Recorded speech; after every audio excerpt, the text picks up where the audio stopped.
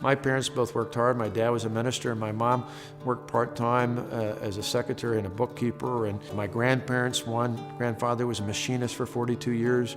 My other grandparents were farmers, so hard work was a part of my life. Not only did my parents model it, but they expected that out of me. There was that high expectation.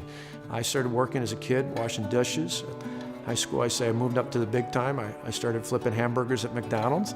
And later in life, I've done all sorts of jobs, from selling warranty agreements for IBM to working for the American Red Cross to eventually serving in public service.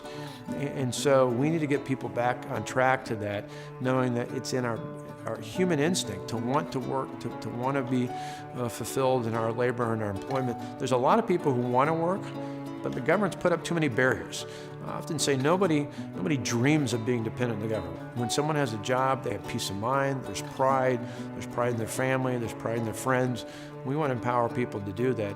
But when I think about particularly the changes that we've made and are making for adults with children, for people who are parents, it's not just about getting them in the workforce now, it's about the modeling. It's about showing their children the benefits of work.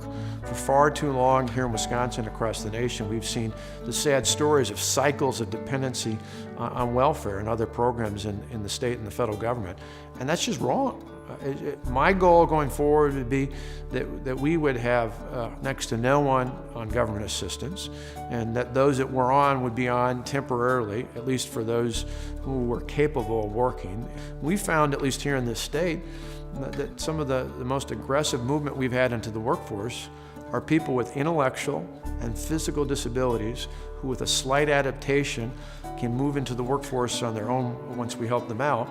And they're some of the greatest examples of people who find absolute pride and fulfillment out of being someone who's working, earning their own money, living their own life.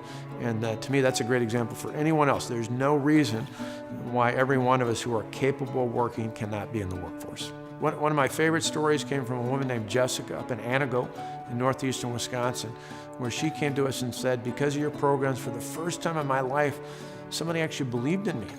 All my life they told me I wouldn't make it in school, I couldn't make it in life, I'd be nothing, and instead your people said, no, we expect more out of you, we know you can do more, we're willing to support you, we know you can do better than what you've done thus far. And that's what it's all about. It's about stories like Jessica's. Sometimes those cynics out there who don't appreciate what we're doing, thinking it's about cutting people off of benefits. What we're really doing is not making it harder to get government assistance, we're making it easier to get a job. I've got more people working in this state than ever before. Not only is it a good thing for the person, I need it for my economy, I need it for my employers. It's good for the taxpayers, it's good for employers, most of all, it's good for the person.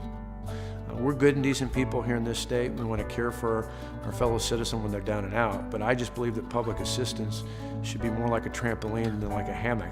And we want to get people out and back into the workforce. And that includes not just those who've been dependent on the government without children, but it includes parents of children as well. My kids started working about 14 when one worked at a pizza stand, the other worked at a custard stand near our home in Wauwatosa. Both went on to park cars and work their way through college. And I can actually remember some of the other parents saying to me, well, you guys make enough money. Why do your kids are in sports and scouts and extracurriculars. Why do you make them work? I said, because they need to learn to work. They need to learn that there's value and joy and satisfaction from work so that it's meaningful for the rest of their life. It's just really important for people to pass that on from one generation to the next. And when they don't, it's critically important as to why we need to change that and break that cycle. The ultimate freedom is controlling your own life and setting your own destiny through work.